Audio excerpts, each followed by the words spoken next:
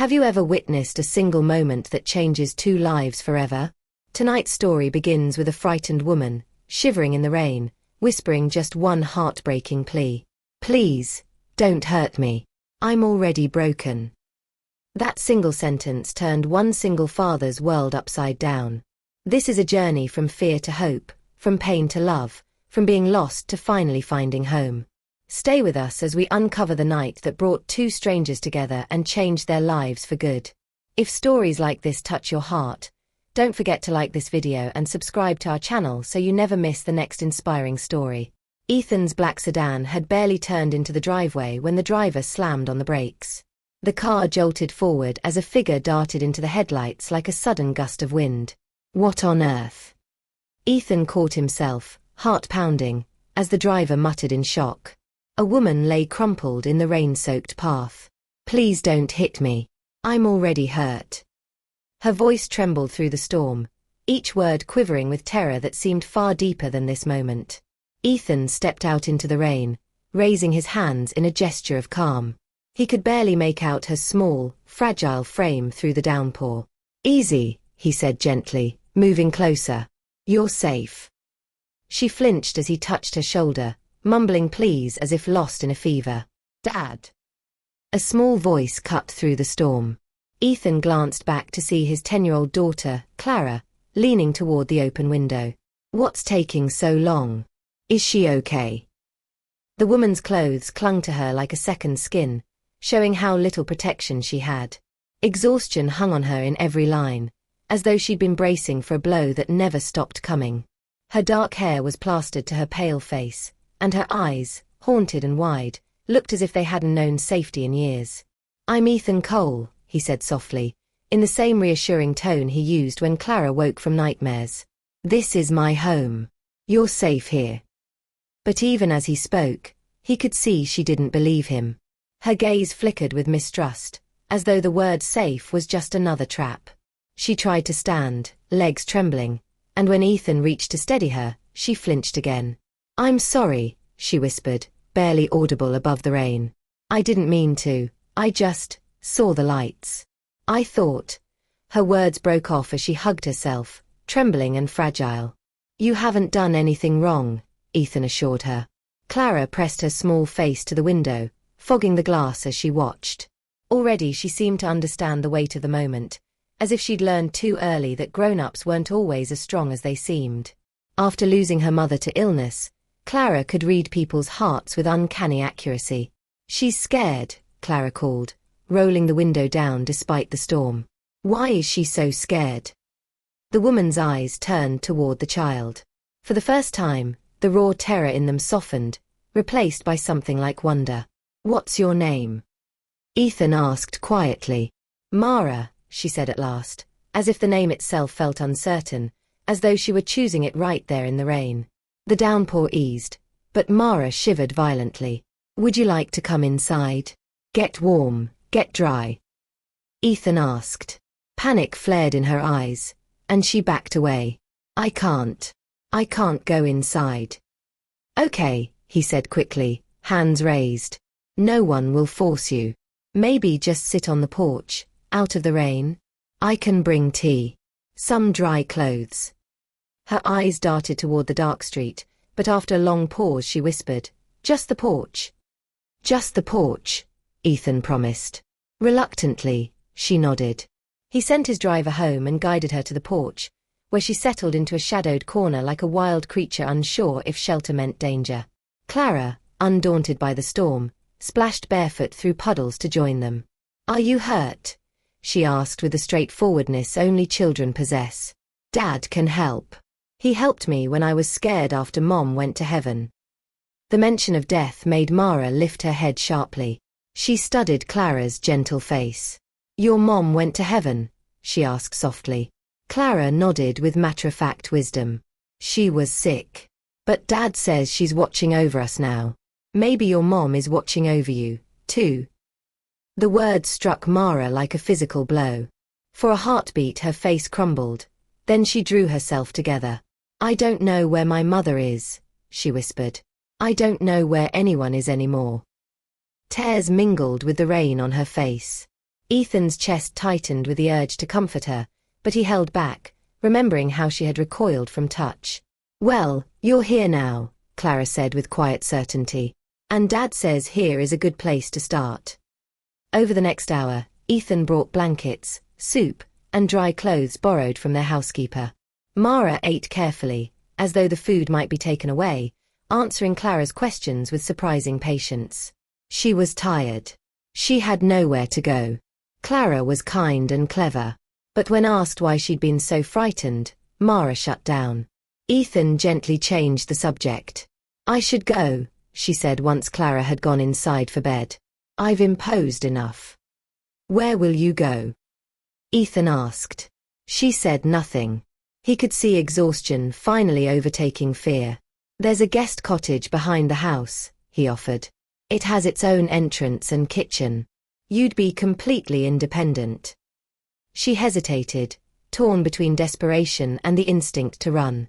"Just for tonight," she finally agreed. As he walked her to the cottage, wrapped in borrowed clothes like armor, he sensed beneath her fear a quiet dignity, evidence that she hadn't always been running. "Thank you," she said, her voice rough as though the words cost her something. "It's been so long since someone was kind to me." Ethan longed to ask what had happened, but he saw she was barely holding herself together. "Get some rest," he said instead. "Tomorrow is another day." That night, as the rain softened to silence, Ethan lay awake, thinking of the terror in Mara's voice when she'd begged not to be hurt. He wondered what kind of world could make someone so afraid of simple kindness. At dawn, he found her in the garden, kneeling among neglected flower beds, dirt under her nails as she tended roses with steady, practiced care. Morning light revealed a woman transformed, focused, almost peaceful. "She's working in your garden," Clara observed, appearing beside him. "Maybe she likes flowers." When Mara looked up and saw them, she flushed, as if embarrassed to be caught. "I couldn't sleep," she said. "Your roses needed attention." "They're beautiful," Ethan said. "And they were brought to life in just a few hours." "I used to have a garden," she admitted softly. "You have a gift," he told her. She blushed, as though praise was foreign. "I could pay you," Ethan added, surprising himself. "Help with the garden, maybe some housework. Clara would love someone to teach her to cook." "You'd hire me?" she asked, wonder flickering through her guarded expression. "You don't even know me." "I know you're good with plants," he said simply. "You're kind to my daughter. And you need a safe place while you decide what's next." Her eyes filled with questions and fear. "What if he finds me?" she whispered. "What if I bring trouble here?" "Then we'll face it," Ethan said quietly. "Together." It took days before she agreed. Clara sealed the decision with a hand-drawn contract promising fair wages and unlimited cookies in exchange for making Dad smile and teaching her to cook spaghetti. Mara laughed, a real, warm laugh, and something inside Ethan eased. In the weeks that followed, their routine became gentle and natural. Mara worked in the garden at dawn, cleaned while Ethan was at work and Clara at school, and cooked dinners rich with quiet skill. Slowly, she began staying for dinner, telling Clara stories about flowers. One evening, when Clara asked why Mara knew so much about roses, Mara answered without thinking. "My grandmother taught me. She said roses are like people. They need good soil, water, and someone to believe they're worth the trouble." Mara caught herself, startled by her own admission.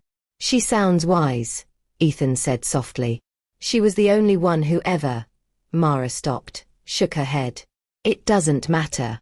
She's gone." "It matters," Ethan thought, "but let it rest." "I bet she'd be proud of you," Clara said confidently. Mara excused herself, eyes glistening. Later, Ethan found her sitting on the cottage steps, staring at the stars. "Clara didn't mean to upset you," he said gently, settling beside her at a respectful distance. "She reminds me of someone," Mara whispered. "Someone who believed the best of everyone."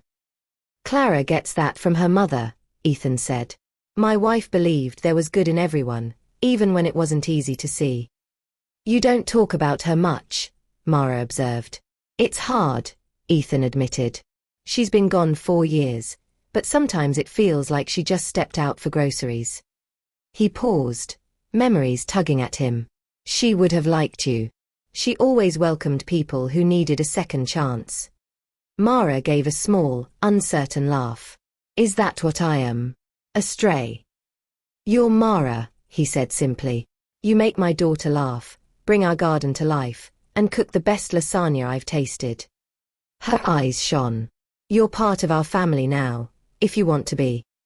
Tears slipped down her face. I haven't belonged anywhere in so long. I forgot what it felt like. You belong here, Ethan said, meaning every word. From that night, something shifted. Mara joined dinners more often, offered opinions on Clara's homework and even on Ethan's work. She still carried shadows, still flinched at sudden noises, but she began to heal. She hummed as she worked. She slept through the night. Clara noticed her cheeks filling out, her eyes brightening. Then one October morning, Mara appeared at breakfast pale and trembling, clutching a newspaper. He found me, she whispered. Ethan took the paper. A missing person notice stared back at him, a photo of Mara, only the name read Rachel, and the man offering a reward claimed to be her loving husband. That's who you were, Ethan said quietly. Mara nodded, misery etched in every line. I ran 6 months ago. Took only what I could hide. He tells people I'm sick, that I need medication, that I can't make decisions. What did he do to you? Ethan asked carefully. He never left marks, she said. He's a renowned psychiatrist. He knew exactly how to hurt me without evidence, what to say to make me believe it was my fault, to convince everyone I was unstable. Her husband, Dr. Richard Hale, respected and admired, had used his reputation to isolate and control her until escape seemed impossible. How did you get away? Ethan asked. I planned for 2 years, Mara said. Pretended to get better. Pretended to take the medication. Saved tiny bits of money. Built a new identity. Rachel Hale died, and Mara was born. But now he's found me, she whispered. He'll never stop. I know too much about who he really is. What do you want to do? Ethan asked. Mara blinked, surprised he asked instead of telling her to run. I want to stay. I want to keep teaching Clara to cook, tending the garden. But I can't risk your daughter. I can't bring him here. What if you didn't have to run? Ethan said quietly. What if we fight back? She stared at him, torn between hope and disbelief. He's powerful. Connected. Everyone believes him. I have resources too, Ethan said. And I believe you. He reached across the table. This time, she didn't flinch. If you're ready to fight, I'll fight with you. It wasn't easy. Ethan hired private investigators.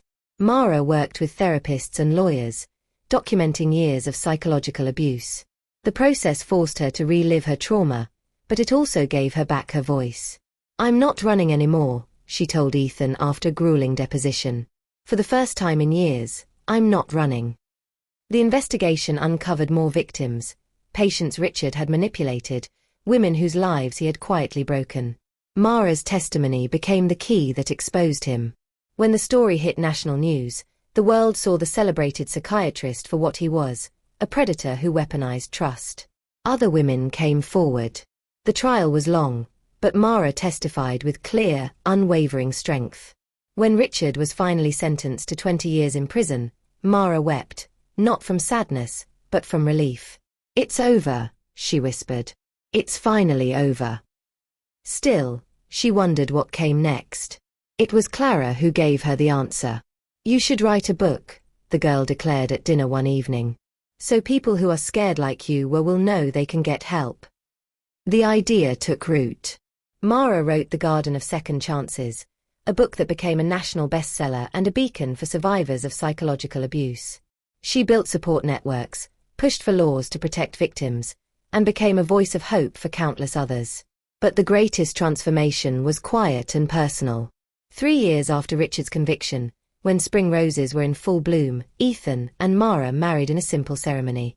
Clara, now 13, stood proudly as maid of honor, calling it the best wedding ever because everyone's tears were happy. Their marriage was grounded in respect and trust, proof that love could be gentle and steady. On quiet evenings, while Clara practiced piano and the garden glowed in the dusk, Mara sometimes thought of the woman she once was. Rachel had been lost, afraid, silenced. Mara had been born from her ashes, stronger, wiser, full of hope. The garden she had restored in those first desperate weeks now bloomed magnificently, a testament to patience and care. Visitors marveled at its beauty. "She talks to the plants," Clara would explain with knowing pride. "She tells them they're worth growing, and they believe her." Mara smiled at the truth of it. Healing, she had learned, was much the same. It meant choosing every day to nurture what you wanted to see flourish, pulling the weeds of fear, believing that new life could grow even in the darkest soil. Ethan joined her on the garden bench one evening as the sun set through the oak tree they had planted together. "Happy?" he asked. Mara looked around at the life they had built from the wreckage of the past, the garden, the home, the family, and nodded. "Happy," she said, and meant it. Inside, Clara's piano notes floated into the evening air like promises of all the beauty still to come.